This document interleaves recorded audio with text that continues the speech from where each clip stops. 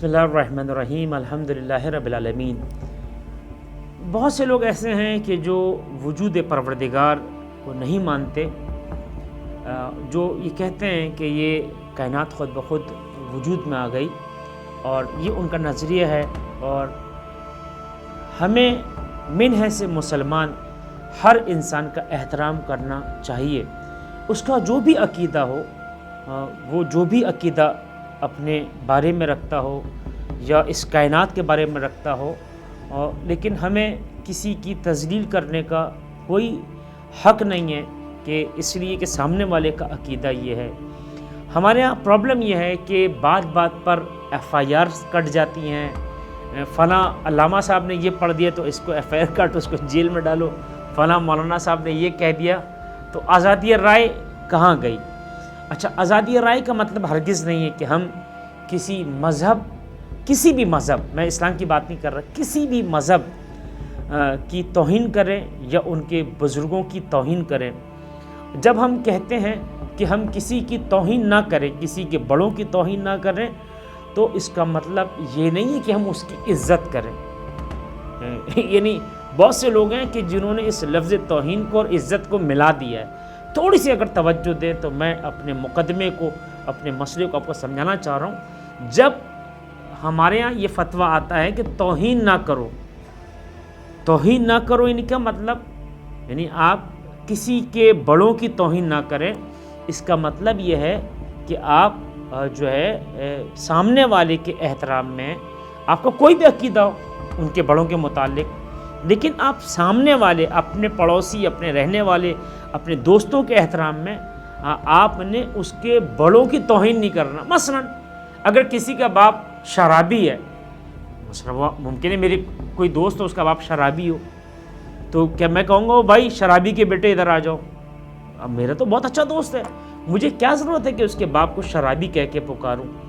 جی، لیکن کیا مجھ پر واجب ہے کہ ایک شرابی شخص کی، جو میرا دوست ہے، جو اس کا باپ ہے، میں اس کی عزت کروں؟ مجھ پر واجب نہیں کہ میں ایک شرابی کی عزت کروں، اس کا احترام کروں۔ کہیں میرے عزت و احترام کی وجہ سے ایسا نہ ہو کہ وہ مزید اس گناہ کے اندر پڑ جائے۔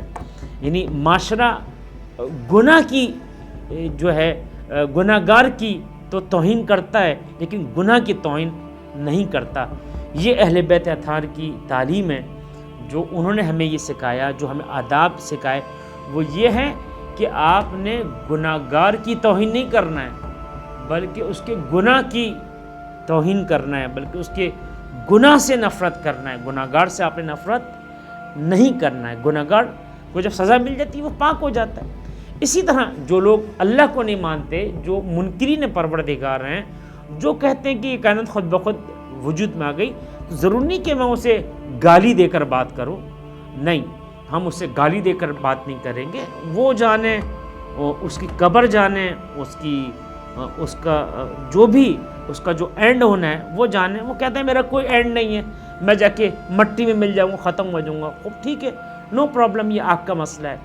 لیکن اس سے یہ سوال کیا جائے کہ جب آپ وہ ادلہ پیش کرتے ہیں، وہ دلائل پیش کرتے ہیں کہ اللہ نہیں ہے، اور آپ گھنٹوں جو ہے بیٹھ کر پوری دنیا میں یہ ڈھنڈورا پیٹ رہے ہوتے ہیں کہ اللہ نہیں ہے، اللہ نہیں ہے، لیکن جب آپ سے پوچھا جائے کہ آپ کا جب اینڈ ہوگا، جب آپ کے یہاں جب کوئی مرتا ہے تو آپ اس کے ساتھ کیا کرتے ہیں، یا جو آپ اللہ کو نہیں مانتے، جو آپ ایک کریٹر کے، ایک گاڈ کے آپ ماننے والے نہیں، آپ اتنا بتائیں کہ جب آپ مرو گے تو آپ کے ساتھ کیا کیا جائے؟ آپ کو جلایا جائے، آپ کو دفن کیا جائے، آپ کو چاند پہ بھیج دیا جائے؟ آپ کی کیا فرمائش ہے جناب عالی؟ وہ کہہ کہ بھئی آپ جو ہے وہ میڈیکل اسٹوڈنٹ کے حوالے کر دیں تاکہ وہ مجھ سے تعلیم حاصل کرے، مجھے کوئی فرق نہیں ہے، یا آپ مجھے دریا کے اندر ڈال دیں، کنویں کے اندر ڈال دیں۔ مسئلہ یہ کہ آپ کی چوائس کیا ہے، کیونکہ میں اگر آپ کا فالوور بننا چاہوں، خدا نہ کرے، اللہ نہ کرے، تو میں کیا کروں؟ اس لیے کہ آپ تو دنیا کو ایجوکیٹ کر رہے ہیں، آپ دنیا کو بتا رہے ہو کہ کوئی نہیں ہے، یا تو آپ اس عہدے کو چھوڑ دیں، آپ کوئی نہیں ہے تو آپ منہ بند کر کے آپ کہہ دو کہ کوئی نہیں ہے، اور جب آپ مرو گے تو جو بھی آپ کے اطراف کے لوگ ہوں گے، جو ان کو آپ کے ساتھ، آپ کے جنازے کے ساتھ، اس لاشے کے ساتھ کرنا ہے وہ کرتے رہیں، کوئی مسئلہ نہیں ہے۔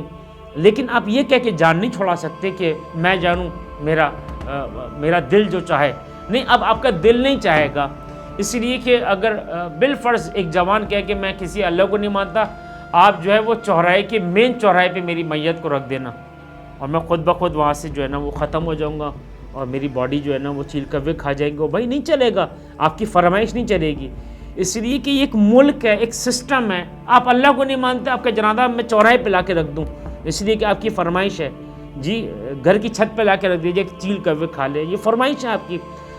کیوں جو ہے وہ جرمنی کے اندر آواز اٹھائی گئی کہ ہندوستان میں جو مردے جلائے جا رہے ہیں، درخت کاٹے جا رہے ہیں، اس سے جو فرات اور اس سے جو گنگا اور جمنا کا پانی گندا ہو رہا ہے، اس پہ جو ہے جرمنی کا اس پہ اثر پڑ رہا ہے۔ بھائی کہاں ہندوستان اور کہاں جرمنی؟ اہل جرمن کو کیوں پرابلم ہوئی؟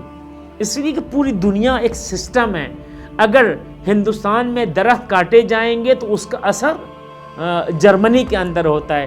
اگر پاکستان میں سیلاب آتا ہے تو بلاول بھٹو یہ چیخ کر یہ آواز دیتا ہے کہ یہ سیلاب آسمان سے آ رہا ہے یا سمندروں کے ذریعے آ رہا ہے تو تمہاری وجہ سے آ رہا ہے، کہ تم ویسٹ والے جو بڑی بڑی فیکٹریوں کمپنیاں لگا رہے ہو اور اتنا جو ہے وہ اس پورے آسمان پر جو اتنی جو ہے وہ آلودگی پھیل رہی ہے، اس کی وجہ سے ہم ڈسٹرب ہو رہے ہیں، تو آپ نے ہمیں جو ہے فل کرنا ہے اور آپ نے اس سیلاب زدگان کی مدد کرنے میں آپ نے آگے بڑھ چڑھ کر حصہ لینا ہے اور آپ نے ان کو جو ہے وہ ان کو پیسہ دینا، ان کی مدد کرنا۔ آپ بلاول بھٹو کی طرف اٹھا کر دیکھ لیں، بھائی کیوں کہہ رہے ہو بلاول بھٹو؟ یہ پاکستان کا مسئلہ، گورنمنٹ آپ کی ہے، آپ کیوں امریکہ سے کہہ رہے ہو؟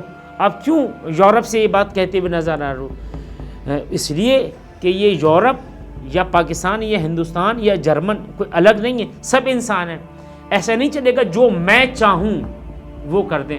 مثلا میں وصیت کر کے مروں کہ اگر میں مر جاؤں تو مجھے 2 گھنٹے بعد دفن کر دیا جائے، میری بیٹیاں میرے بچے راضی نہیں ہوں گے۔ کوئی امریکہ میں بیٹھا ہے، کوئی کینیڈا میں بیٹھا ہے، وہ کہے گا بھائی ابا کی وصیت ہوگی لیکن میں جنازے پہ آنا چاہتا ہوں۔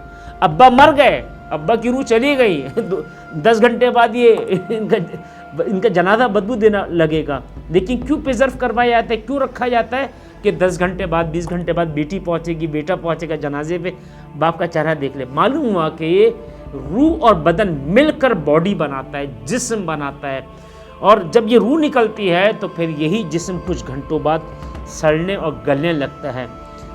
جو دوستان یہ کہتے ہوئے نظر آتے ہیں کہ ہم نماز کیوں پڑھیں یا ہم روزہ کیوں رکھیں یا ہم اللہ کو نہیں مانتے، بابا نہ مانیں آپ اللہ کو، کوئی مسئلہ نہیں، آپ اللہ کو نہ مانیں، لیکن آپ یہ بتائیں کہ آپ کے مرنے کے بعد کیا آپ کی نماز جنازہ ہوگی؟ خوب نہیں ہوگی۔ اچھا، کیا آپ کا سویم ہوگا؟ کیا آپ کا 10واں 20واں چہلم؟ اور جب آپ اتنے مشہور آدمی ہو کر جو آپ اتنی دنیا کو لیکچر دینے کے بعد جب دنیا سے رخصت ہو جائیں گے تو جس سال آپ مرے، مثلا آپ 6 جنوری کو آپ کی موت ہوئی، تو نیکسٹ 6 جنوری 24 میں کیا آپ کے سورہ فاتحہ یا آپ کے لیے دعا، کوئی کینڈل چنڈل، کوئی کیک شیک کاٹا جائے گا؟ نہیں کاٹا جائے گا۔ کوئی سسٹم ہوگا، کوئی آپ کا ایک رول، کوئی نظام، کوئی سسٹم ہے؟ یا کوئی سسٹم نہیں ہے کہ بس آپ مر گئے تو کہانی ختم، اب کوئی اس پہ بات نہیں ہو گیا، مٹی میں مل گئے ختم ہو گئے؟ نہیں، کوئی نہ کوئی تو ایک قانون ہوگا کہ جو اللہ کو نہیں مانتے۔ اس لیے کہ قرآن کریم نے اسی روح اور جسم کے حوالے سے جو بات کی، ثم انشأناہ خلقا آخر، سورہ مومن آیت نمبر 14، پھر وہ اللہ جب اس کی روح کو نکال دے گا تو اس کے بدن میں دوبارہ جو یہ مٹی میں مل جائے گا، دوبارہ انشانا آخر، انشانا خلقن آخر، پھر پروردگار اس کو نئی مخلوق بنا دے گا، اس کو دوسری مخلوق بنا دے گا۔ اور پھر قرآن کریم نے عالم برزخ کی طرف اشارہ کیا کہ جب اس کی روح جائے گی، اس کا بدن جب قبر میں ہوگا تو وَمِن وَرَائِهِمْ بَرْزَخٌ إِلَى يَوْمِ یبعثون، الی یوم یبعثون، سورہ مومنین کی آیت نمبر 100۔ یہ عالم برزخ میں ہوگا کب تک؟ جب تک کہ وہ روز معلوم، وہ جو قیامت دن نہ آ جائے۔ اس کی روح کہاں ہوگی؟ اس کی روح جو ہے وہ عالم برزخ میں ہوگی۔ عالم برزخ کے متعلق بہت زیادہ ڈیبیٹ اور بہت زیادہ خود آیات قرآنی ہیں کہ جو برزخ کی طرف اشارہ کر رہی ہیں، یعنی جو اللہ کے ماننے والے ہیں، جو کسی نہ کسی مکتب سے تعلق رکھتے ہیں لیکن توحید کے ماننے والے ہیں، وہ برزخ کو بھی مانتے ہیں کہ یہ روح جب الگ ہو گئی تو ایسا نہیں کہ یہ ضائع ہو گئی، نہیں، یہ بھی ایک پروسیس کے ذریعے، اس کا جسم بھی ایک پروسیس کے ذریعے، اور اس کی بہترین مثال جو ہے وہ شہید کی ہے کہ جس کے لیے فرمایا پروردگار نے لا تحسبن الذین قتلوا فی سبیل اللہ امواتا بل احیاء عند ربہم یرزقون، ہم رزق مسلسل دے رہے ہیں۔ پروردگار شہید کا کھاتا پیتا ہے، اس کو کیا کھانے کی ضرورت پڑتی ہے؟ تو سید الشہداء نوکے نیزہ پر امام حسین کٹا ہوا سر قرآن پڑھ کے بتا رہا ہے کہ یہ آیت سچی ہے کہ جو ہر شہید ہے وہ زندہ ہے، اور میں سید الشہداء ہر شہید کا سردار ہوں۔ تو حسین نے کٹے ہوئے سر سے، کٹے ہوئے سر کے یہ آیت پڑھ کے بتا دی کہ وہ بھی حی ہے اور میں بھی حی ہوں۔ انسان مرتا ضرور ہے، لیکن جب وہ اللہ زندہ کرنے پر آئے گا تو اس کو دوبارہ زندہ کرنے میں کوئی مشکل نہیں ہے، اور یہی انسان ہے اور یہی وہ خالق کائنات ہے جس نے اس انسان کو خلق کیا۔ السلام علیکم ورحمۃ اللہ وبرکاتہ۔